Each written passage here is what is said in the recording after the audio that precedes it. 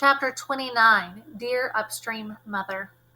The cafe reopened 2 busy weeks later. In those 2 weeks, Miss Lena, Dale, and I repaired the cafe's busted windows, swept the hurricane out of the dining room, and mended the roof.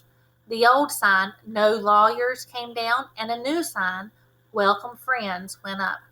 Miss Rose shocked us twice in those weeks. First, by divorcing Mr. Mason. Then, by starting her own business, a living history tour of a 1930s tobacco farm. She has 2 bus tours a day booked for the rest of the summer, Dale told me. He grinned. She didn't want to tell us until she knew it would work out, and until I repaired all that trash at the tobacco barn. Other folks were busy too. Slate and Deputy Marla were charged with kidnapping the Colonel and Miss Lena, and with murdering Mr. Jesse and Dolph Andrews. Mr. Mason turned state's witness. Spitz the cat disappeared in the hurricane. Again. And Thess hired desperado detectives. Again. I'll find him this time, but that's it, Dale said, marking lost pets found for free off our sign. Lavender came home a hero, but not the way I expected. We learned about Lavender's race the day of the hurricane. The television stations were still out, but a voice sputtered through Mr. Jesse's radio. And today, at the Sycamore 200. That's Lavender's race, Dale cried. Come on, baby, he whispered, twisting the dial. The station crackled. Dramatic finish. And with me now, in the winner's circle, driver of the 32 car. That's us, Dale yelped. We won! Lavender's won! Here's driver Hank Richmond, the announcer said. Hank Richmond? Who's that? I gasped. Hank turned out to be the driver Lavender sold his car to just before the race. A $30,000 bird in the hand is a tempting creature, Lavender explained when he got home. He put $1,000 in the bank accounts for Dale and me and handed the rest to Miss Rose. I love building cars. I'll be ready to test a new one by Christmas. What he didn't say was, he spent most of the race on the phone with law enforcement trying to get in touch with Joe Starr and to get help for Miss Lena. And the Colonel? The Colonel missed it all thanks to Joe Starr.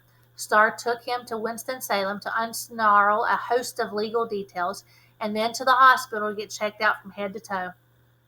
I'll never speak to Joe Starr as long as I live, I told Miss Lena the morning of our grand reopening. She handed Dale and me maroon berets, patted her wig into place, and smoothed her shimmering pink dress over her hips. Mo, everything's fine. The Colonel needs time to get the details of his life straight and adjust to his memories. And jamais, sugar. What? Dale asked, looking at his beret like it was roadkill. Never say never, she translated, opening the door. Places, everyone. We were packed by 7 a.m.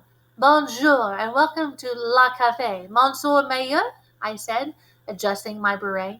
Dale had already stuffed his behind the jukebox. Bonjour, Mo, he said, glancing around the room. Eiffel Tower salt and pepper shakers, catty-corner tablecloths, lilting accordion music. It's nice to be back in Paris, he said. He smoothed his ice-pink tie over his belly, glided across the tiles to his counter seat, and winked at the azalea woman. Good morning, Anna Celeste, he said. Attila and her mother sat by the window, sucking down soft-boiled eggs like a couple of well-dressed weasels. I hope you're having a good summer. I am. Thank you, Mr. Mayor, she said, tossing her sunstreak hair. We just got back from Myrtle Beach. It's so nice to get away. I walked by, holding a glass of ice water. Suddenly, I felt shy. Hey, Anna, I'm trying those blue bottles, I told her. Thanks for them and for everything. I smiled at her pinched-faced mother. Breakfast is on the house today, Mrs. Simpson. Go ahead and eat like you mean it, both of you. Attila glanced at the glass of ice water. I suppose that's from Dale. Could you please tell him I'm sorry, but I'm not thirsty? No problem, I said. Especially, I thought, since it's not for you. She nodded and looked away. A choppy silence stretched between us. Without strife, we had nothing. Too bad you can't go on vacation, Mo Ron. You look so, I don't know, deathly pale. Pale's temporary, Attila. Putrid is forever, I said, grinning. I spun to the next table. Hey, Salamander, I appreciate what you did for me. Thanks. She smiled and bobbed her head. Breakfast is on the house, I told her. I slid the ice water across the table to her. And Dale sent this over for you, I said, winking. Across the room, Dale put his hands in his pockets and smiled. Sal knocked the glass over, sending a flood toward Skeeter's law books. I just handed them a clump of paper towels when Lavender strolled in. Morning, Lavender, I said, as he sat down with grandmother, Miss Lacey Thornton. Morning, Sherlock, he said, flashing me a wicked grin. Sherlock? A pet name? Hey, Dale, how about some coffee over here? Okay, Voo. Keep your pants on, Dale muttered. I drifted to Lavender, order pad in hand. We got 2 specials today, Miss Lena's breakfast souffle and biscuits old red-eye Jew. What'll be? Biscuits old red-eye, he said, stretching his legs out in the aisle and smiling. Lavender knows how to wear a pair of jeans. When's the Colonel coming home?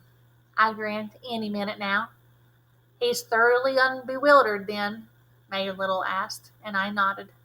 I'm so glad for you, Mo. I know you've missed him, Grandmother Miss Lacey Thornton said.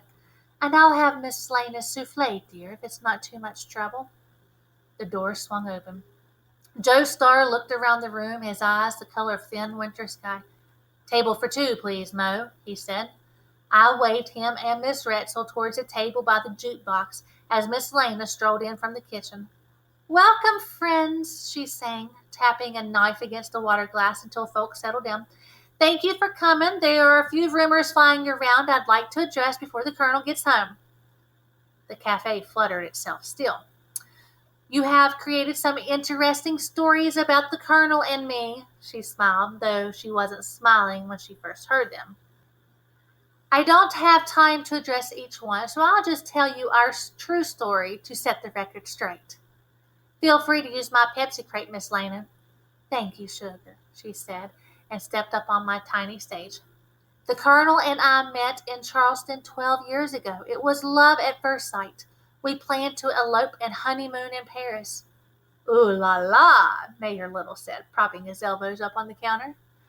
At the time, the Colonel was representing Slate, who was accused of killing a security guard during a holdup. That guard, we now know, was Mr. Jesse's cousin. Thanks to the Colonel, Slate was found not guilty of first-degree murder and convicted only of manslaughter and robbery. As he left the courtroom, he told the Colonel to find his loot and save it, or he'd kill every person connected with the case.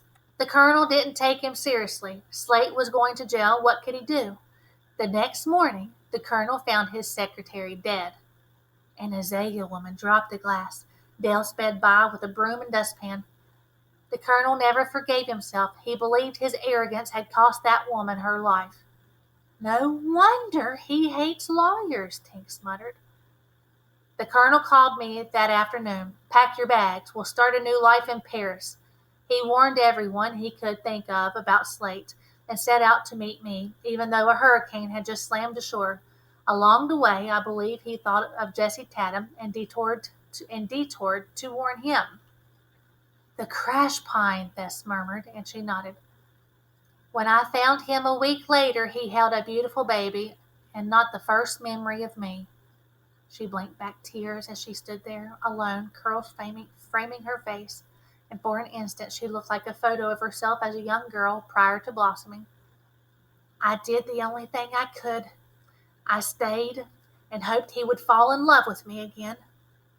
Sal dabbed her eyes as Bess raised his hand. Who killed the Colonel's secretary? Slate was in the slammer. Deputy Marla, I guessed. From the corner of my eye, I saw Dale peer out from the window and frown. That's my theory, too. Slate came here looking for Jesse Tatum. When Jesse said he didn't have the loot, Slate killed him. Then, when he recognized the Colonel, he hoped he had his money, and he killed Miss Lena to pressure him into giving it up. Only the Colonel didn't remember Slate or the heist. Dale went up on his toes and leaned against the window frame, staring outside.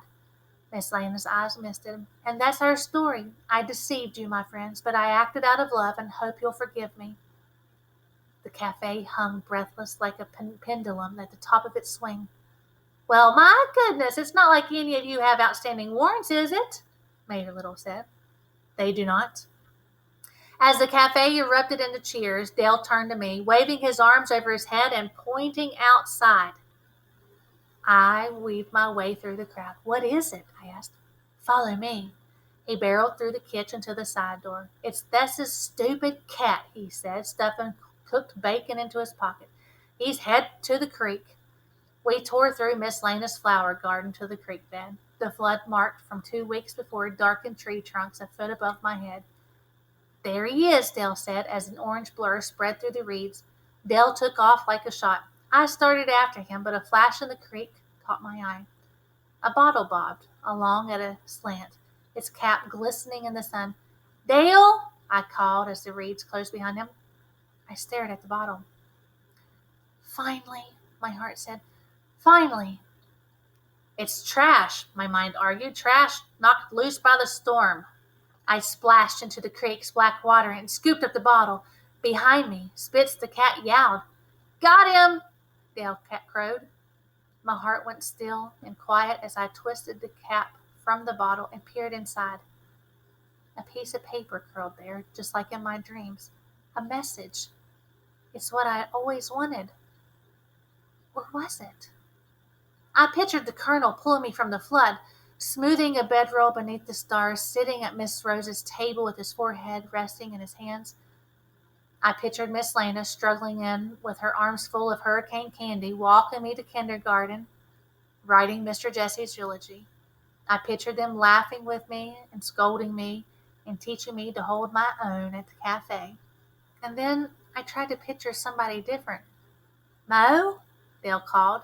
He stood on the bank, cradling Spitz in his arms. Oh, he said, his gaze finding the bottle. I shook the message out and unrolled it, my heart pounding as the dark waters lapped against my knees. My hand shook, the words blurred as I read them. What does it say? Dale asked. I took a deep breath. Dear upstream mother, I read, and my voice floated away. He sloshed into the creek to stand by my side. I'm sorry, Mo. I glanced up as the Underbird wheeled into the parking lot and rocked to a stop in the sycamore's shade. The Colonel unfolded himself from the car. He stared at the cafe a moment and stretched, the sun kissing his white shirt and short-cropped hair. The cafe door banged open. Miss Lena ran towards him, her arms wide. He scooped her up and whirled her around as friends and neighbors spilled across the parking lot, laughing and crying, and then clapped the Colonel's back. As I watched them together, my earth found its axis and my stars found their sky. I crumpled the note. Thanks, Dale, I said. I looked at him. Thanks for saying you're sorry, but you know what? I'm not. I splashed to the creek bank and zipped through the garden, Dale at my heels. Colonel, welcome home, I shouted. He and Miss Lena started towards me. Thank you, soldier, he called, opening his arms. It's good to be home.